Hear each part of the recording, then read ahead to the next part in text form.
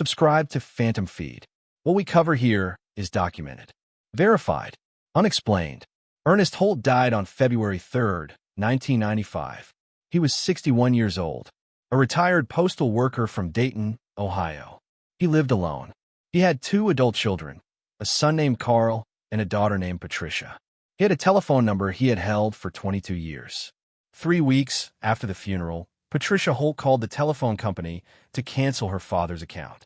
The representative confirmed the cancellation. The account was closed. The number would be retired. For days later, Patricia's own phone rang. The caller ID showed her father's number. She did not answer. Carl received a call from the same number the following morning. He answered. There was no voice, static, and then silence. He called the telephone company. The representative confirmed, again, that the account was closed. The number was not active.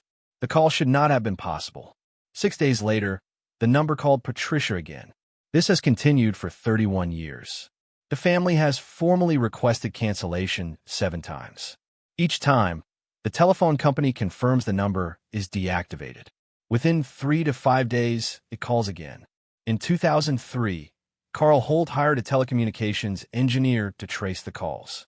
The engineer spent 2 weeks analyzing the call origin data. His conclusion: the calls originate from the number itself, not from a forwarding service, not from a spoof signal. The number is inactive and originating calls simultaneously, something the engineer described as technically impossible. He submitted his findings to his employer. He was asked not to pursue the case further. He declined to elaborate on why. Journalists have called the number on record. Several report hearing silence followed by a sound they describe differently: static, breathing, something that might be a voice. None have been able to record anything audible. The calls have become less frequent over the years. In 2024, Patricia reported receiving 2 calls. In 2023, 3. Carl Holt died in 2019. His obituary made no mention of the case. Patricia still answers when she recognizes the number. She said, in her only public statement on the matter, "I don't know what it is, but I answer it. Because what if it isn't nothing? The number is still assigned. If you search for it, you will find a name attached. Ernest Holt, Dayton, Ohio.